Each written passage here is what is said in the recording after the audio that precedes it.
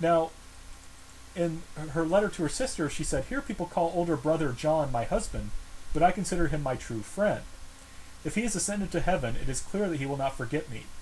When we lived in the world, he was devoted to me, and if he is living in heaven, though he is enjoying his great fortune, he will always hear my cries should I not be able to endure my sufferings. If I do not break the promise that we made previously," this is, I believe, the promise that they would be martyred, "we will not be separated from each other." So here we see again that she has this real love for her husband. And it's interesting that she says he's my true friend, and she refers to him as his older brother. And this wasn't typical of the time. You didn't usually refer to your husband in these terms. She's referring to him as really a companion, as something almost like an equal. And it's interesting too, because you also see this idea of the communion of saints, that she believes that he's going to, in heaven, he'll hear her cries, and the idea that is implied is that then he'll intercede with God, ask God to look after her and to take care of her.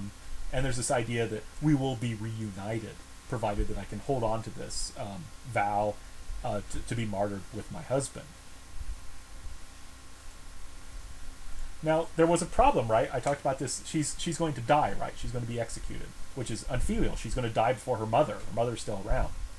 So in her sister, she wrote this letter. "In all things, my unfeelingness has only hurt my mother, and in the end I leave this world unable to do the duty of a child.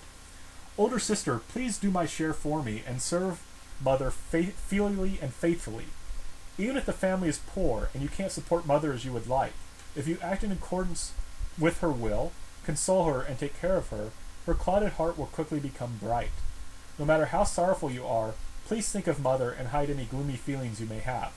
Sometimes play the child to her, and at other times, even if you have to force yourself, say something to make her laugh." And this is, I think, a very interesting letter, because it really shows this kind of tension that she feels, right? That she knows she's going to die, not be able to take care of her mother, and she feels guilty, and so she's asking her sisters to do her duty for her. And of course, she's reproaching herself as an unfilial child and being humble as she should be. So then we see a kind of tension here. I think is interesting. Suni does not encourage others to lifelong virginity, right, like she did. She, in fact, does the opposite. There's an interesting part in the letters where she tells her sister, "Make sure that my nephew gets married to a good woman and has children." So she doesn't tell people, "You need to be like me." She doesn't tell them that they also have to be martyrs. Instead, she encourages them to live quiet lives of virtue. Even though she herself sought martyrdom, she tells them, you don't need, you just need to try and be good every day and trust in God. You don't need to do anything really great. And this raised the question: did she expect them to be martyred? It sounds like she didn't. But she has this problem. She's going to die this unfilial death, and she has to urge others to take care of her mother because she won't be able to. So how does she solve these problems? Well, her solution is to make martyrdom a filial act. And she writes to her mother, "Martyrdom will make this deficient and worthless child faithful and noble. As you know, heaven is our true home, to which we must return. So please carefully follow the will of God. When this life is completely over, this worthless child will receive the glory of being blessed with eternal happiness. I, my confidence suffused with limitless bliss, will take your hand and lead you to heaven, where we will enjoy eternal happiness together."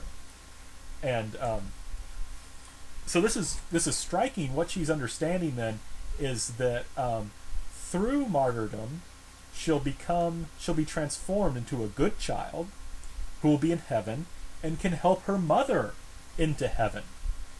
Right? So her filial death, her martyrdom isn't just going to help her, it's going to allow her to help her mother. And so it's a filial act. It's not just an act of individual salvation, but of group salvation. And moreover, we see here a sense of family togetherness. She writes to her sisters, "I wonder if sometime I will leave this prison and be able to meet and share joy with God the great King and great Father, and the Holy Mother who is Queen of Heaven," this is a reference to Mary, "our beloved father-in-law, siblings-in-law, and my beloved companion, John." And so what we see here then is this idea that we're all going to be reunited in heaven, And it's interesting because God is the father, Mary is the mother, and I also, so they're in family terms, but also God is king, Mary is queen, right? So we see this reflection then of filial piety and loyalty, right? Loyalty goes to the king, filial piety to your parents, and God is understood as both, which of course is one reason why Catholicism was such a threat to the to Korea, or I'm sorry, to the Chosun state. Right. So we see this idea that we're going to be united in heaven, and what this also leads to is a very strong idea that we need to all keep the faith, because if we don't keep the faith, if we're not willing to die as martyrs, we won't all go to heaven together. So this is one of the reasons why these people were willing to die as martyrs, is this idea of family togetherness. So in conclusion, what we see here is a mutual reinforcing of Catholicism and Neo-Confucianism in certain areas. For example, Catholicism still emphasized that you should obey your parents, you should love your parents, just as Neo-Confucianism did. But there also were Catholicism introduced new Catholic identities. That of virgin, perpetual virgin, and martyr. But even these are formed along Neo-Confucian lines. So for example, even though Isuni wanted to remain a perpetual virgin, she still encouraged others to marry and have children, which is some of the Western Catholics who engaged in spiritual marriage didn't take that view. They saw childbearing in rather negative terms, for example. And of course, martyrdom didn't have as strong of an idea in Neo-Confucianism. But that is re-understood, right? Martyrdom becomes filial, according to so it's being transformed in Neo-Confucian views. This Catholic understanding of martyrdom is transformed in Neo-Confucianism, so it's understood to be a filial act, even though it's typically would be seen as an unfilial death. We also see this understanding of companionate marriage, that you're married, the husband and wife are more equal, and they also shared religious goals despite gender, right? Typically, Neo-Confucianism that men followed emphasized this world, whereas shamanism and Buddhism that women followed was a little different. It still emphasized this worldly goods, but had a stronger emphasis on the other world as well. And you had different goals and you had different religious practices, but with Catholicism, they were really united. You went to Mass together, you said the same prayers together, and so forth. Men and women may sit on different sides of the room during Mass, but they were still both in the same room, unlike in Neo-Confucian ancestor rites. And what's interesting, of course, is we see this idea, instead of just martyrdom being something that saves the individual, it's filial, it saves the group. And then, in fact, heaven is kind of is understood emphasizing the family, right? Again, a kind of very strong Neo-Confucian coloring of the Catholic doctrine of heaven.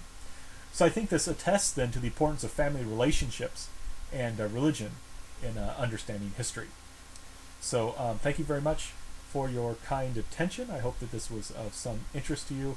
If you have any comments or questions, feel free to email me.